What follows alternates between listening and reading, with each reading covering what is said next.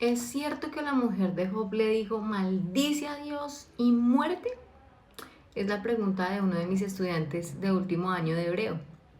Y la razón por la que él pregunta es porque en la traducción al español y en todas las traducciones, los intérpretes de la escritura lo que hacen es darnos el texto de la manera más fácil de comprender. Pero cuando vamos al original, aparece el texto tal cual fue escrito.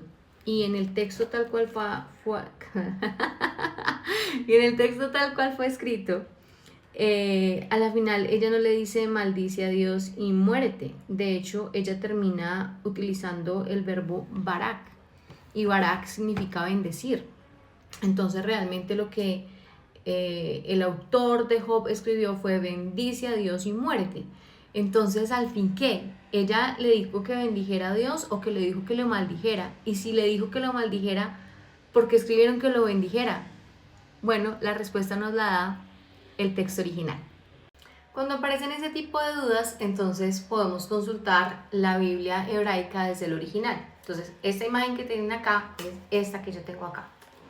Entonces, esto inicial es el escrito textual, o sea, textualmente como aparece.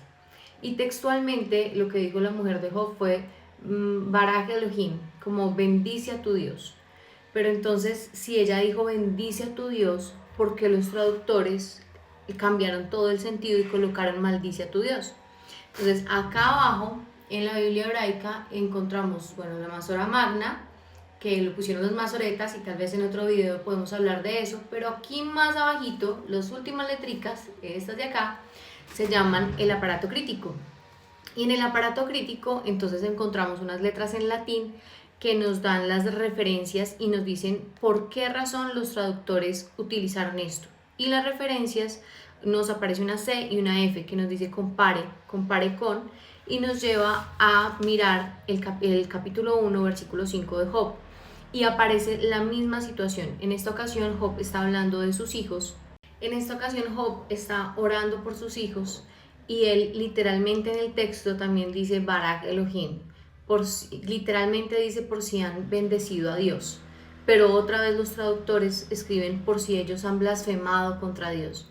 Entonces, ¿qué sucede? Lo que pasa es que el nombre de Dios es tan sagrado para la cultura semítica, para la cultura de Job en ese tiempo, para los hijos de Dios, que era inconcebible poner en el mismo renglón, cerca de la palabra Elohim, la palabra maldecir. O sea, aunque él no lo hubiera dicho, escribirlo de esa manera o que los escritores pusieran la palabra maldecir cerca de la palabra de Dios era casi una blasfemia. Entonces lo que sucede y lo que nos comprueba la referencia del aparato crítico en el 1.5 es que hay una antifrasis o un eufemismo escribal.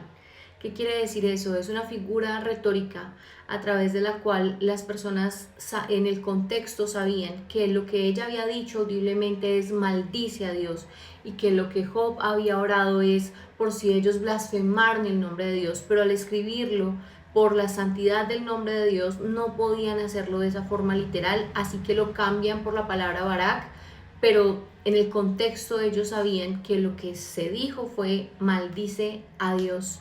Entonces, bueno, habría que leer un poquito también la Septuaginta para conocer el corazón de la mujer.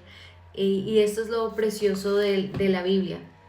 La Biblia tiene ese misterio de satisfacer la necesidad espiritual más humilde, pero también de abastecer la necesidad intelectual más alta. Así que te animo a seguir estudiando hebreo bíblico y estoy aquí para responder tus inquietudes. Un abrazo a todos.